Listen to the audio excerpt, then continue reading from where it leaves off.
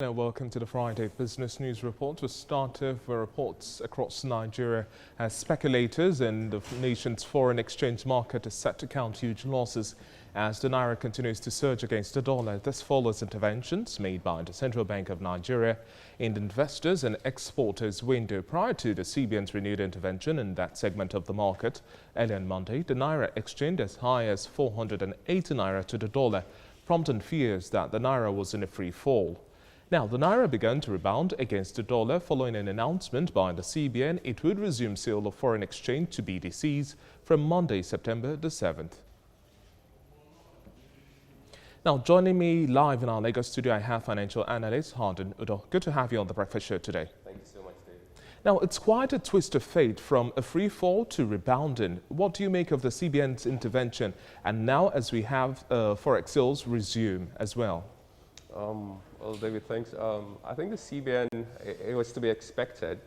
Sometime in March, sale of the foreign exchange to the BDCs was suspended in line with COVID-19 operations, So people were not trading, basically. When we speak about the supply chains and all that, the nation was on lockdown, so there was no formal business going on. So it's expected that once this picks up, once trades begins, CBN begins to sell money. So all the hula baloo we've been hearing about, the dollar spiking, had to do a lot with speculators.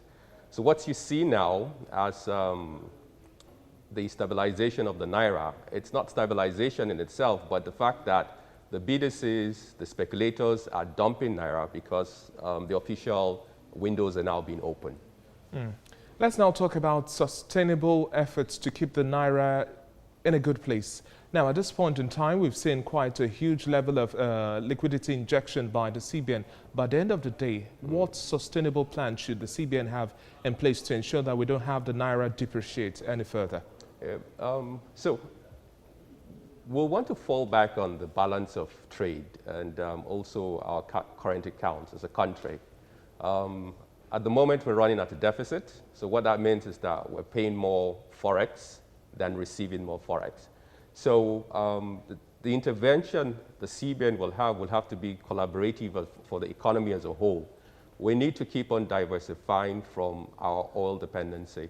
The sooner we get that done, the more sustainability on the level of foreign currency exchange that we'll have.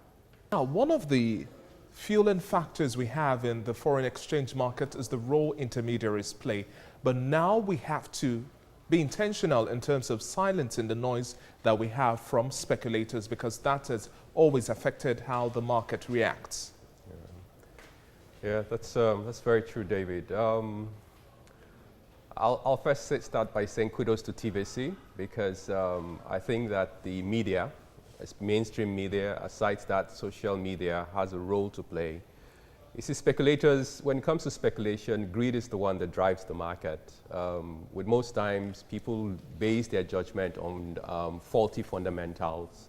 In this case, once people are speculating, it usually goes against the home currency. They're betting against the home currency. Should people actually sit back to base financial decisions on government rates, it will help to stem the tide of speculative attacks. The Naira is constantly under speculative attacks, but taking out the middlemen will help. And so we see the intervention by the CBN. When people see that Nigeria operates in a semi-fixed foreign exchange market, they realize that, yes, while we had the lockdown scenario as an instance, people did not have access to the official rates. This was bound to come to an end at one time or the other. And so the bubble is broken now, people are losing money. But do you now think at this point in time, with the efforts by the Central Bank of Nigeria to unify the exchange rates, that the intermediaries will be taken out of the scope of dealings, talking about forex trading? Okay, so again, the CBN, on the one hand, has rolled out a number of communiques. One was that for invisibles recently, all intermediary agents were to be ousted from the dealing chain. Secondly, they've also brought out a communique also addressing the BDCs that IMTOs, that's international money transfers, should be at the max, be exchanged at a rate of 386 Naira. Now, we now have the intervention at the I&E window. All of these things help to clip the wings of speculation, because it doesn't work well generally for any economy if the foreign exchange is determined strictly by speculation. You know, people will like sit down David, you and I could sit down and decide that tomorrow the dollar is exchanging at 700. But it's not good for us. Well, we'll continue to track the money movement, and hopefully the interventions from the Central Bank of Nigeria helps to sanitize operations and stabilize so far the volatility we've seen in the foreign exchange market. Good to have you on the show once again, Hardy Noda. Thank you so much, David.